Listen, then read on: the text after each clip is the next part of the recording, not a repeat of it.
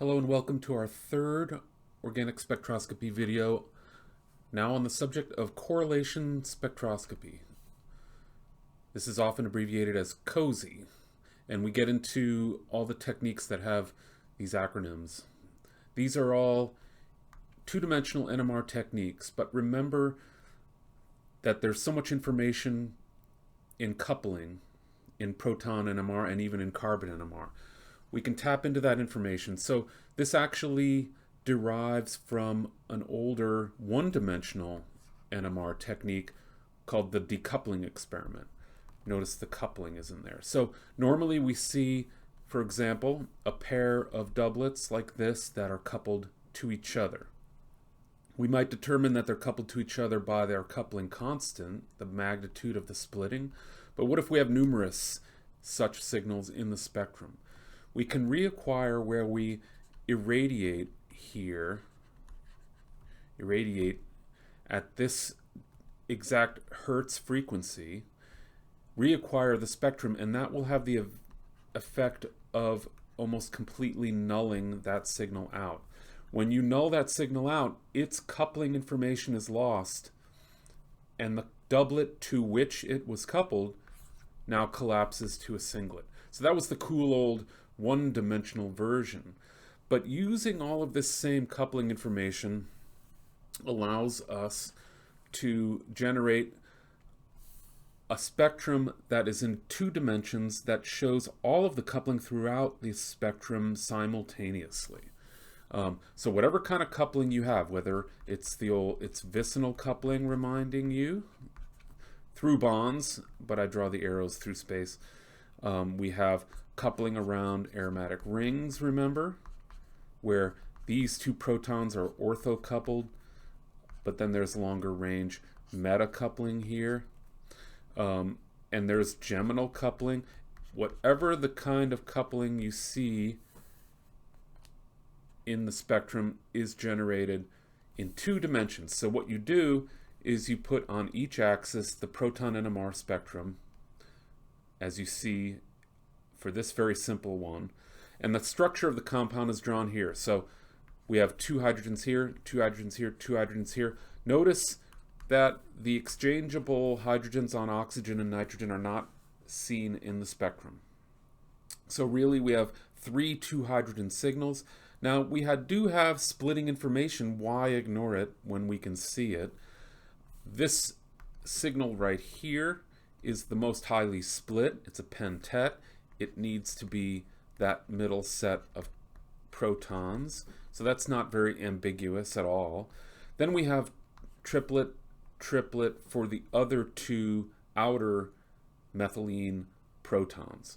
So the only way to distinguish between these, and seeing the structure helps, is that these two right here should be more deshielded because that carbon is connected directly to the heteroatom nitrogen.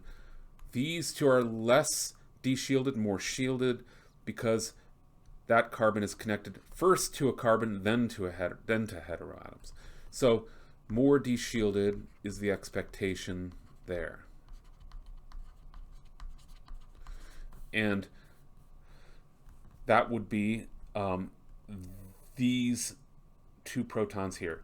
Now, the way to read a COSY spectrum is that you have a diagonal here that represents as if you were looking at the spectrum, the one-dimensional spectrum, from the top down, like on a set of mountain ranges in a topo map. Notice the two sides, the two halves of the COSY spectrum are symmetric. So you really only have to interpret one half.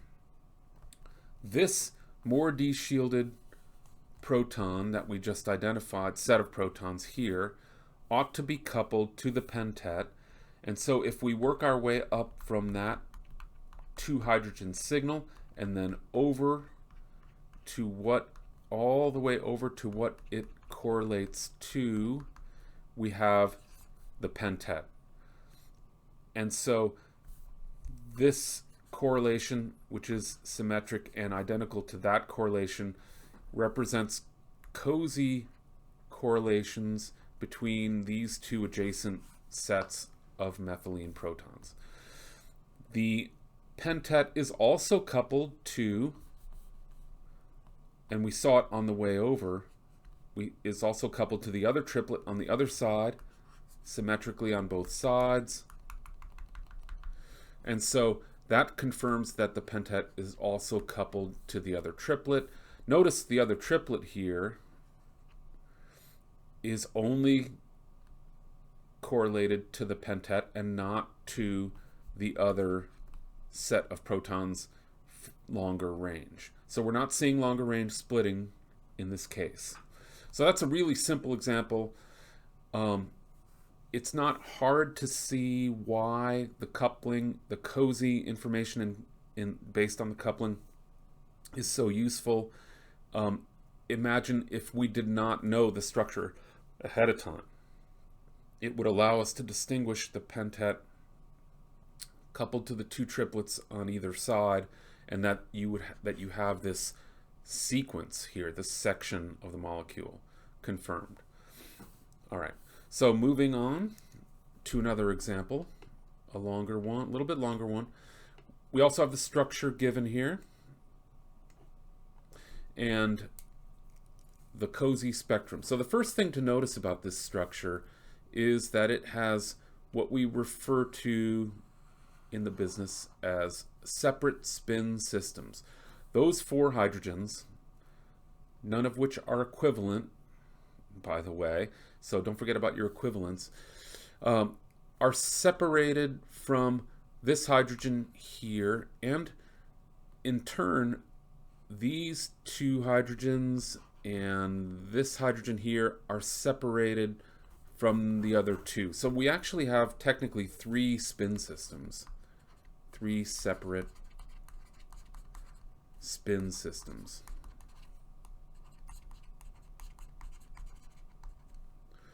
And we can clearly see that one of them is aromatic and alkenyl over here. So aromatic and alkenyl ought to be down in this section of the spectrum. Notice they left you a break because there must not have been any peaks in between 4.2 and 7. So in the aromatic region we see 1, 2, 3, 4, 5 protons. 1, 2, 3, 4, 5 for the alkene. Well, would technically also aromatic. So the one that's by itself, that's a singlet, is showing up clearly here as a singlet. And so that one's clearly identifiable here as that cross peak, that diagonal signal, excuse me. So let's draw our diagonal again. And that way we can see things a little clearer. Okay, so on that diagonal, let's tilt it a little bit. That's like looking down at the top of the proton NMR spectrum. I don't quite have it perfect. So in the aromatic region, okay, let's work our way through this. We see doublet, a doublet, another doublet, a triplet, and another triplet, which is exactly what we expect over here on the structure. Doublet, doublet, triplet, triplet. So, for example, this doublet should be correlated in the cozy spectrum to this triplet. This doublet should be correlated to this triplet. The 2 triplets ought to be correlated to each other as well. So are the 2 triplets correlated with each other? That is exactly what we're seeing here. If you look closely on either side, it's showing that those 2 triplets are correlated to each other. They're close in there because they're close together. So yes, those 2 are correlated to each other, coupled to each other.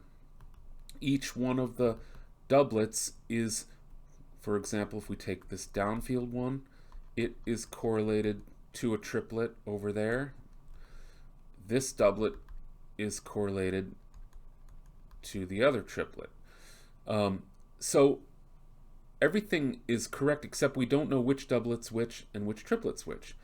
And we're left with hand waving again on this. So the most downfield doublet at 7.7 or so, we have to decide which one that's going to be. Using our hand waving electronegativity arguments, inductive effects may be a better way to say it. We have delta minus, the nitrogen pulling electron density toward it, pulling electron density away from this carbon here.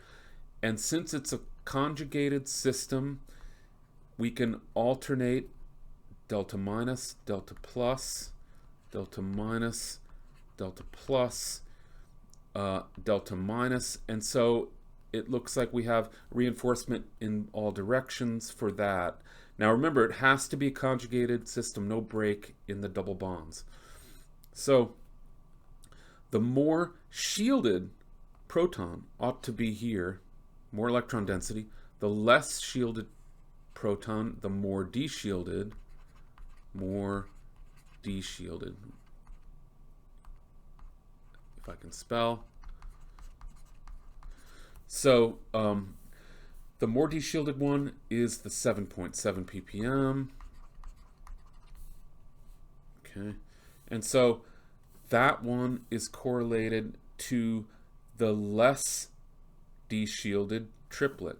So if that one's at 7.7 ppm, we can call this the 7.2 ppm triplet as I change colors. And then the other doublet is down here at 7.5 or so. Let's call it, 7.52, let's call it. And it is correlated to the more downfield triplet at 7.28, let's call it. 7.28, getting a little crowded here. But anyway, you can see how cozy helps there, except that we had to make an assumption about the more deshielded proton set. Now, as far as the aliphatic region, the non-aromatic region, we have a doublet of doublets there, doublet of doublets there, doublet of doublets there. They're all doublet of doublets. So that would indicate that these two protons here are not equivalent to each other. So they're appearing at different chemical shifts as doublet of doublets. So the single proton here, doublet of doublets, because it is coupled by two non-equivalent protons. Kind of just like a vinyl group, only it's not a vinyl group. And then each of these is coupled to two other protons, the one geminal and the one vicinal. So we're seeing geminal and vicinal coupling leading to doublet of doublets of both. Clearly, this one is at 4.2 ppm here because it's highly deshielded, being near heteroatoms. That's this signal here. And then you can see a cozy correlation from it to both of the other protons. One heading that way, one heading that way. That will enable us to identify both of those. These are also, here we're seeing the geminal coupling basically taking place between those two. So again, we cannot really distinguish these two from each other at all. Okay, so the missing parts of what we're not able to determine in this analysis, we will see new techniques coming up shortly that are going to help us on that. And so we progress to being able to identify all the protons in a molecule like this. Of course, this kind of thing keeps going to where you have extremely complicated molecules and all of our techniques fail. There's still some point of ambiguity, so the science continues. So on your own, I have posted all of these cozy spectra on Canvas. Try to determine the cozy assignments for this molecule. Remember what we said about rings? about how there's an upper and a lower face, possibly, that are non-equivalent. So the other thing to point out here is, for example, this signal here at 2.0 ppm, there's clearly overlap. Take a look at how the COSY helps solve that overlap, actually. That's one of the strengths of two-dimensional NMR like this, assuming you have the resolution, that you can solve problems where there's overlap. All right. And tomorrow in the Zoom meeting, I'll go through this one. So maybe take a look at it before that if you get a chance.